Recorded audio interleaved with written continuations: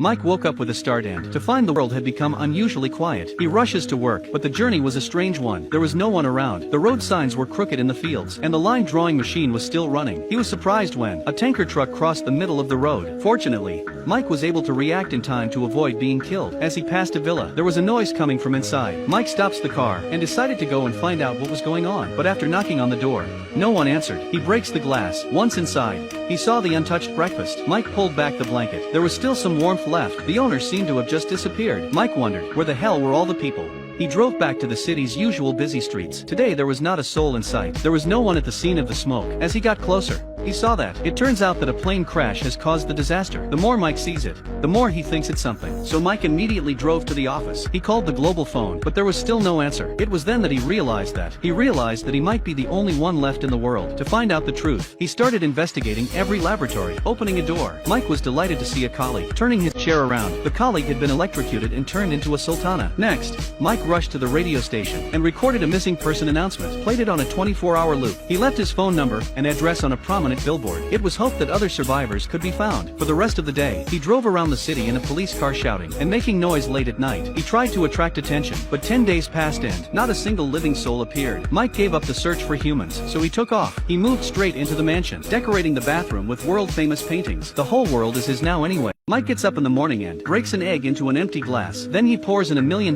worth of champagne. That's his daily breakfast. When he's bored, he drives his car straight into the mall. He picks the locks on the doors with a drill. He picks up any suit he wants. Michelin snacks at his fingertips. He drives around in his train. Such an arrogant man. Is no one going to do anything about it? It turns out that all 7.5 billion people on Earth have suddenly disappeared, and he was the only one who survived. After the revelry, there was nothing left but endless loneliness. At night, Mike feels empty. He wears a lady's halter dress. He talks to himself all the time. He even plays 2 roles. He makes a speech to the paperman. He declares himself president of the planet. Michael feels that God has abandoned him, so he goes to the church, slashing and vandalizing. The unprecedented loneliness destroys Mike's sanity. He took a large amount of supplies, found a new cottage, and began to study the reason for the sun's red light. Maybe he could bring back the people who had disappeared. At that moment, there is a sound of footsteps outside the house. It was a beautiful woman. It turns out that Anna is one of the survivors. 2 lonely people immediately embraced each other. For the rest of the day, the 2 split up. Anna goes in search of the other survivors. Mike arrives at the institute with his electrical equipment. He thinks the disaster has something to do with changes in the sun's radiation. After some research,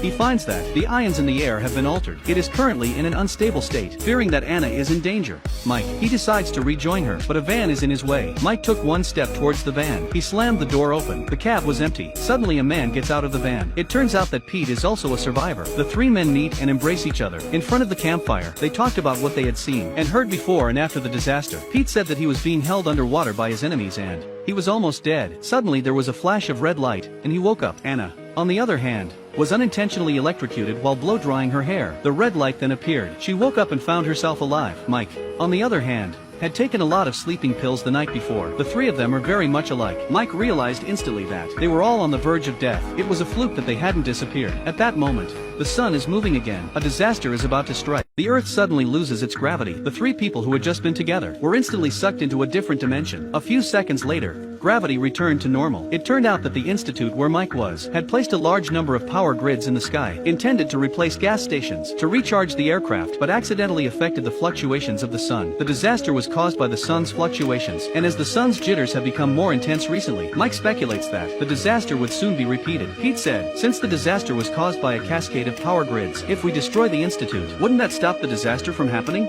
Mike and Anna thought it made sense too. The 3 of them immediately loaded up a truckload of explosives and prepared to blow up the institute. Mike saw Old Man and Anna talking and laughing. He was jealous. I met Anna first. How did you get there first? So he had other ideas in mind. In the evening, the 3 of them arrived near the institute. At that moment, the car alarm went off. It turned out that the place was full of super radiation. If they continued to drive on, the explosives in the car could be detonated. The 3 men had to get out of the car and check on foot. They found that the grid was still in operation. Mike decided to go back and modify the truck and install a remote control and let it drive itself into the institute. Anna offers to go with him, but Mike refuses. She has to follow Pete up to the tower. The 2 of them fall in love. When the 2 of them come back to their senses, Mike wasn't modifying the truck. Instead, they drive straight into the institute with the explosives in tow. At the critical moment, the wheels of the truck suddenly sink into the ground. Mike had to detonate the explosives in place. A bizarre red glow reappears. Mike wakes up again. Here is a beach. In the distance there is the beautiful planet Saturn. It turns out that blowing up the Institute didn't stop the disaster. Instead, the blast has caused Mike to fall into a near-death state. Once again,